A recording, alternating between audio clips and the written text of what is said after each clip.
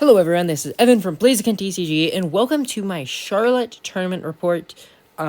So as you guys know, I got top 8 in Portland. So, just 2 weeks later, I'm in Charlotte, North Carolina for another regional. And just like in Portland, I decided to play Snorlax Control again. I changed the list up a bit, but it worked for me in Portland, so why not just run it back? That was what I was thinking going into this tournament. So the only notable changes were that instead of playing Spiritomb, I switched out Spiritomb and the second Super Rod for Crabominable and a Water Energy. I thought it would be more useful this time around because I did not place down Spiritomb a single time in Portland, but there were a couple times where Crabominable would have been very, very nice to have, so I did add in the Crabominable and the Water Energy.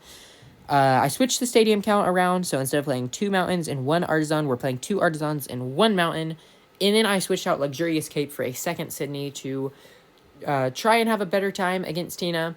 But those were the only changes I made from the Portland list. So now let's get into my matchups.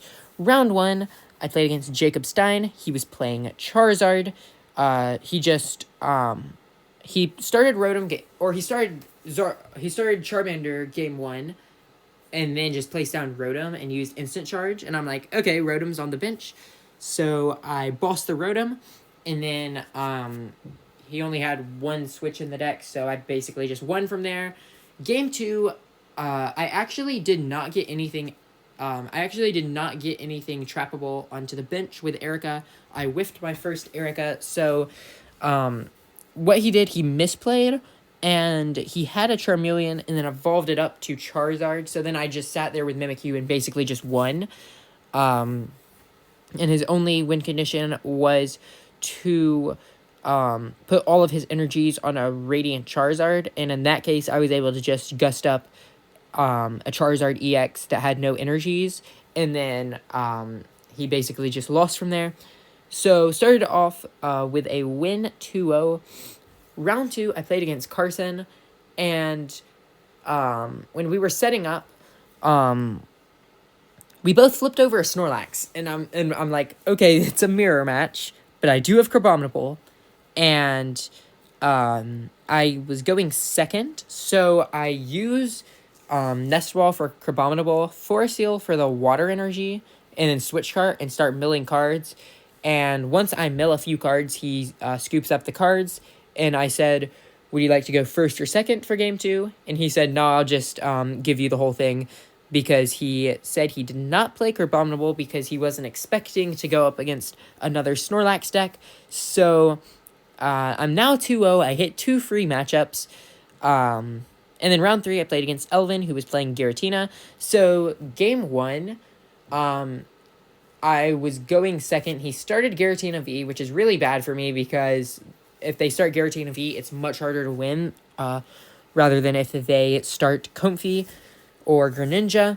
So he goes Draw Pass. I set up my board. He goes Draw Pass. I continue playing the game. He goes Draw Pass, and then says, okay, let's go to game 2. And I'm like, really? And he's like, yeah. And I'm not quite sure why he scooped so fast. Probably just because he had a dead hand. But since he had the Giratina V in the active spot, I think he was in a pretty commanding position, and if he had played it out, he probably would have won, but he scooped game 1, and then game 2, he won, and game 3, he won because the matchup is super unfavored for me. So I'm now 2-1, getting a bit nervous here because I have to go 4-1-1 at this point to make day 2.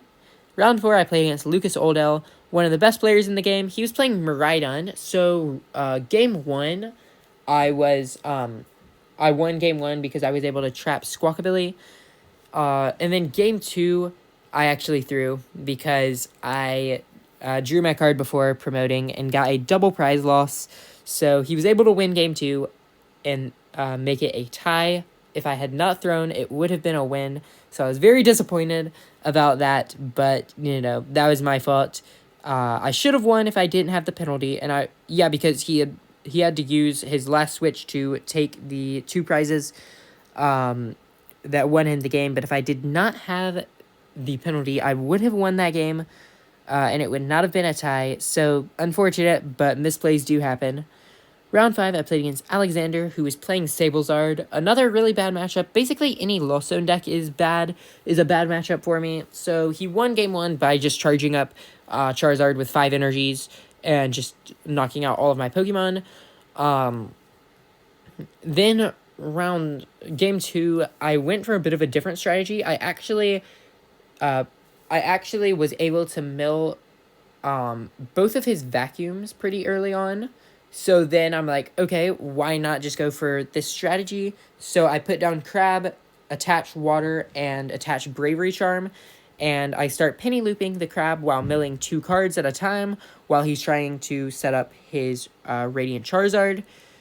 And then I did win that one because I milled enough cards off the Crabominable and Misfortune Sisters to trap a Comfey in the active spot.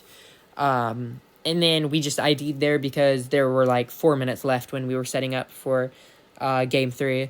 So at this point, I have to win my next 4. So round 6, I'm against Fusion Mew, and I won game 1. I won game 1 pretty quickly. Game 2, I don't exactly remember what happened, but I remember game 2, I probably should have pennied up the Rotom quicker, but I was just trying to draw as many cards as possible to be aggressive as possible. So he was able to boss the Rotom and knock it out. I probably should have pennied it up first, the turn before, but I did not.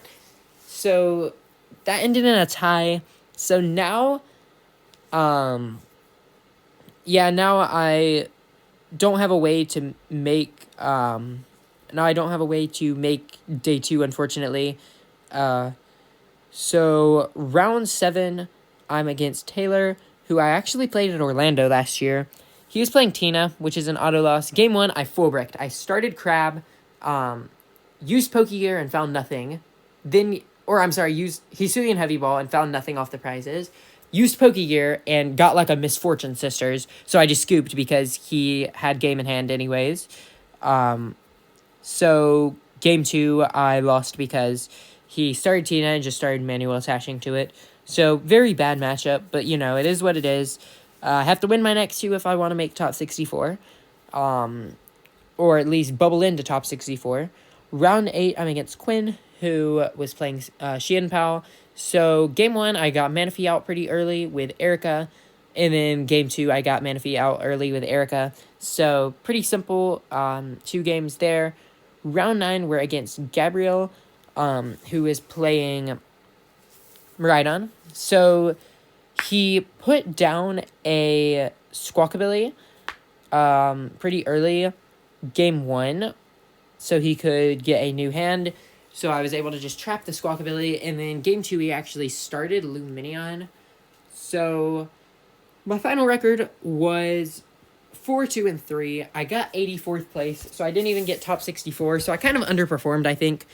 But I will be at Knoxville this weekend, so I'm gonna get another chance at Knoxville, so hopefully going to do a lot better at this one. I do have 460 out of 450 points, so I have my Worlds invite.